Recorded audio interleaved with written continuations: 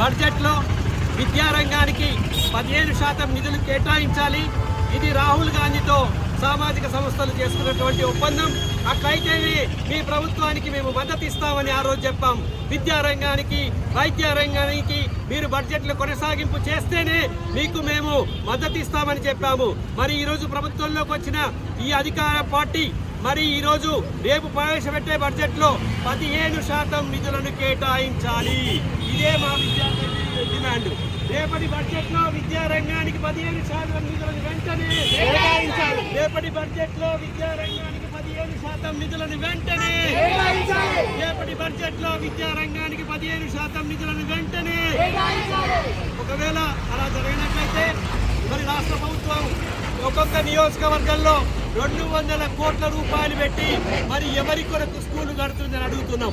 ఈరోజు మరి యూనివర్సిటీల్లో, ఈరోజు మరి డిగ్రీ కాలేజీల్లో, ఈరోజు మరి ఇంజనీరింగ్ కాలేజీలో, ఈరోజు మరి IIT కాలేజీల్లో పిల్లలు కనీస వసతులు లేకుండా, పాఠశాలలో మరుగుదొడ్లు లేకుండా వేల పాఠశాలలు మూతపడుతున్నటువంటి క్షణంలో మీరు ఒక్కొక్క నియోజకవర్గానికి ఈ గురుకులాలు కట్టి మీ కమిషన్ల కొరకు, మీ కాంట్రాక్టర్ల కొరకు చేస్తున్నట్లే కనిపిస్తుంది.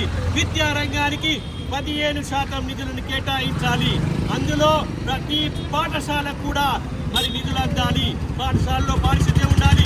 పాఠశాలలో మధ్యాహ్న భోజన పథకానికి మీరు ఇచ్చే 7 రూపాయలు సరిపోవు, 20 రూపాయలు చేయాలి.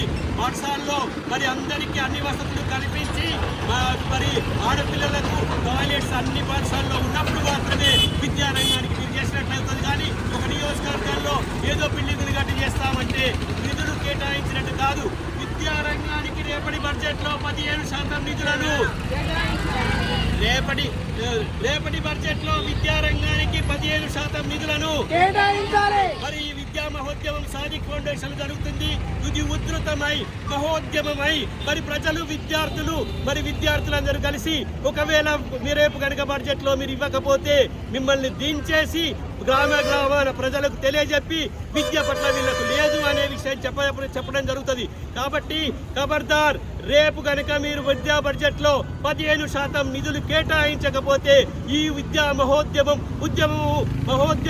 ఉధృతమై మరి మీ చుట్టూ చేరుతుందని రేవంత్ రెడ్డి గారికి, బట్టి విక్రమార్క గారికి, రాహుల్ గాంధీ గారికి విద్యార్థులందరూ కలిసి పిడికిలను పైకి లేబట్టి ఈ రోజు మేము విజ్ఞప్తి చేస్తున్నాం.